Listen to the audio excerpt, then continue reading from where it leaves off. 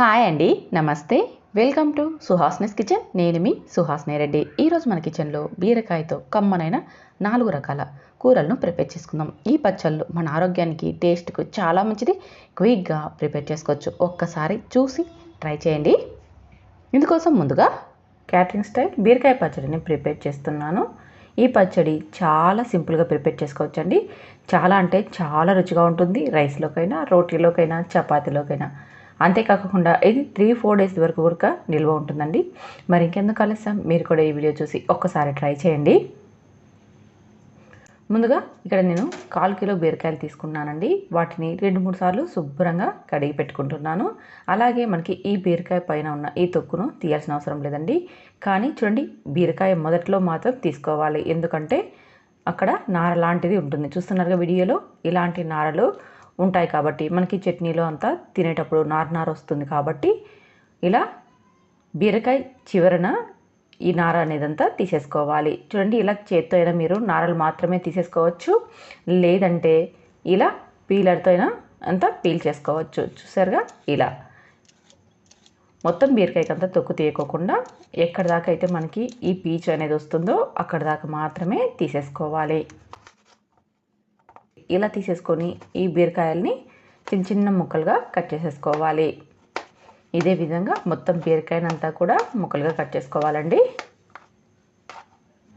ఇలా కట్ చేసుకున్న బీరకాయ ముక్కల నుంచి ఒక ముక్కను తీసి తిని చూడాలండి. ఎందుకంటే ఒక్కొక్కసారి బీరకాయలు అనేది చాలా చేదుగా వస్తూ ఉంటాయి. కాబట్టి చెక్ చేసుకొని కర్రీ చేసుకోవడం చాలా మంచిది. ఇప్పుడు స్టవ్ మీద ఒక ప్యాన్ పెట్టుకొని అందులోకి ఒక 2-3 స్పూన్స్ దాకా ఆయిల్ వేసుకొని 1 స్పూన్ ఉద్దిపప్పు, 1 స్పూన్ శనగపప్పు, అలాగే ఒక 3 స్పూన్స్ దాకా పల్లీలను వేసి వీటన్నిటిని చిన్న మంట మీద క్రిస్పీగా అయ్యేంతవరకు ఫ్రై చేసుకోవాలి. చూడండి, ఇవన్నీ బాగా ఫ్రై అయిపోయాక ఇప్పుడు ఇందులోకి ఒక 10 దాకా పచ్చిమిర్చిని కూడా చిన్న ముక్కలుగా కట్ చేసి వేసుకొని వీటిని కూడా బాగా ఫ్రై చేసుకోవాలి. మనం తీసుకున్న 1/4 కిలో బీరకాయ ముక్కలకి సరిపడా పచ్చిమిర్చిని యాడ్ చేసుకోండి. అలాగే ఇందులోకి 1 స్పూన్ ధనియాలు, 1 స్పూన్ జీలకర్ర, అలాగే 2 స్పూన్స్ దాకా నువ్వులను కూడా యాడ్ చేసి మరొకసారి వీటన్నిటిని ఫ్రై చేసుకోవాలి. ఇలా పచ్చిమిర్చి వేసిన తర్వాత వేసుకున్నామంటే ఇవి త్వరగా మాడిపోకుండా ఉంటాయండి. అందుకోసమని పచ్చిమిర్చి బాగా ఫ్రై అయిపోయాక ధనియాలు, జీలకర్ర, నువ్వుల్ని వేసుకొని మరొకసారి వీటన్నిటిని కాస్త ఫ్రై చేసుకొని ఇప్పుడు ఇందులోకి మనం కట్ చేసి పెట్టుకున్న బీరకాయ ముక్కల్ని కూడా వేసి ఒకసారి అంతా బాగా కలిసేలాగా కలిపి మూత పెట్టి 5 నిమిషాల పాటు లో ఫ్లేమ్లో మంటను పెట్టి బాగా మగ్గనివ్వాలి. 5 నిమిషాల తర్వాత ఒకసారి మూత తీసుకొని ఇప్పుడు ఇందులోకి కట్ చేసి పెట్టుకున్న 3 టమోటాలను కూడా యాడ్ చేసి చిటికెడు పసుపు, రుచికి సరిపడ ఉప్పును కూడా వేసి మరొకసారి ఇదంతా బాగా కలిసేలాగా కలుపుకోవాలి.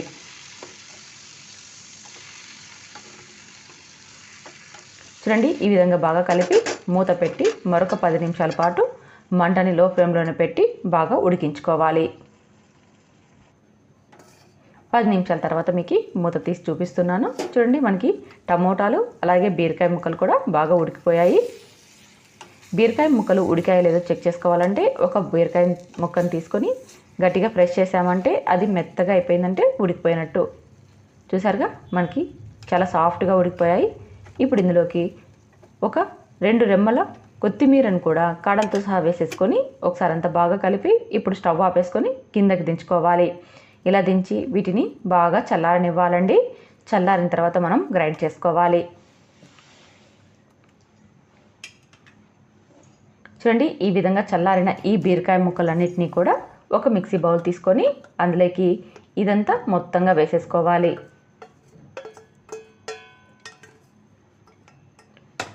అలాగే ఇప్పుడు ఇందులోకి 4 వెల్లుల్లి రెబ్బలను కూడా వేసేసుకొని కచ్చా పచ్చగా గ్రైండ్ చేసుకోవాలి.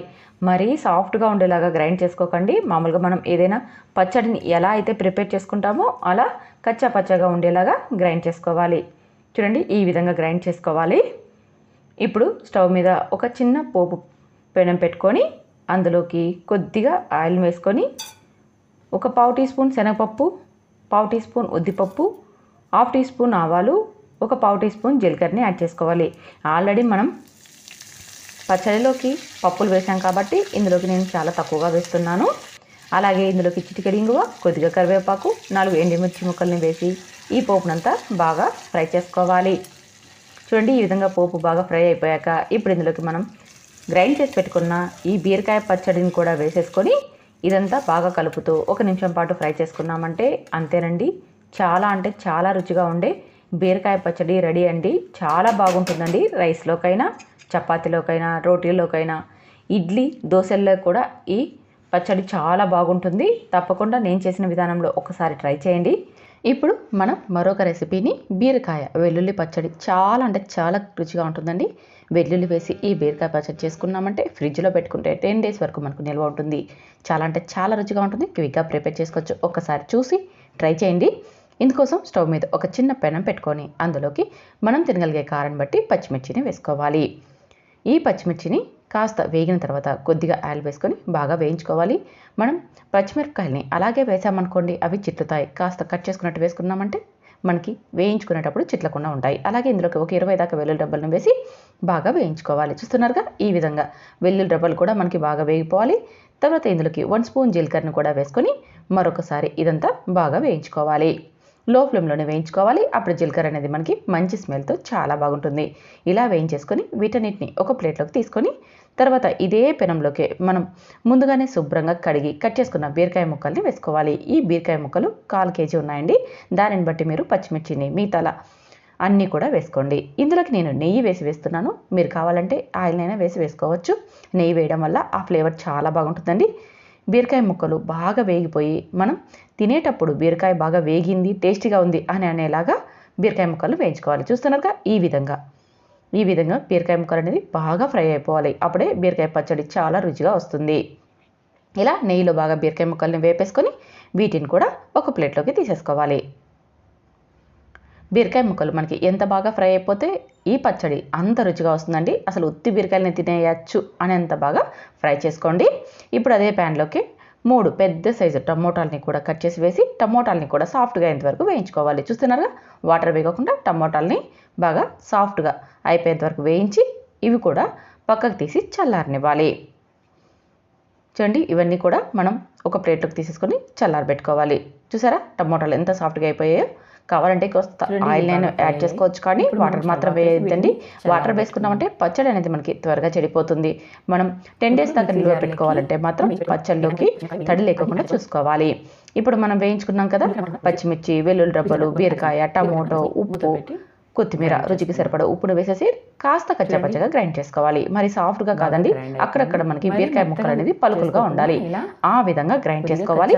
ఇలా గ్రైండ్ చేసి పక్కన పెట్టుకొని ఇప్పుడు స్టవ్ మీద ఒక చిన్న పెనం పెట్టి నేను పోపు కూడా కాస్త నెయ్యి వేస్తున్నాను. మీరు కావాలంటే ఆయిల్ నైనా యాడ్ చేసుకోవచ్చు. ఇలా నెయ్యి వేడెక్కాక ఆవాలు, జీలకర్ర, ఉద్దిపప్పు, శనగపప్పు, అలాగే వెల్లుల్లి డబ్బలు ఒక 20 నుంచి 30 దాకా వెల్లుల్లి డబ్బలను కూడా వేసేసుకొని వీటన్నిటిని కూడా బాగా గోల్డెన్ కలర్ వచ్చేదాకా వేయించుకోవాలి. అలాగే ఇందులోకి కొద్దిగా కరివేపాకును కూడా 4 ఎండుమిర్చిని కూడా వేసుకొని ఈ పోపు అంతా బాగా ఫ్రై చేసుకోవాలి. చూడండి ఇలా లైట్ గోల్డెన్ కలర్ వచ్చేదాకా పోపును బాగా ఫ్రై చేసుకొని మనం ఇందాక బీరకాయ పచ్చడిని గ్రైండ్ చేసి పెట్టుకున్నాం కదా అందులోకి వేసేసి కలిపేసుకొని సర్వ్ చేసుకోవడమే.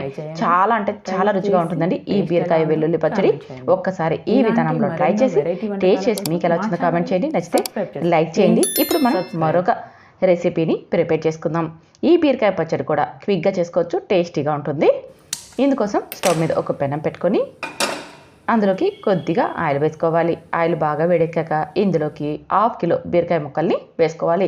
బీరకాయలని శుభ్రంగా కడిగి తొక్కు తీసి ఇలా కట్ చేసి వేసుకోవాలి. అలాగే బీరకాయలను ఎప్పుడూ కూడా మనం చేదు ఉన్నాయో లేదో చెక్ చేసి వేసుకోవాలి. కొన్ని బీరకాయ ముక్కలు చేదుగా ఉంటాయి కదండి, అందుకోసమని చెక్ చేసుకోవాలి.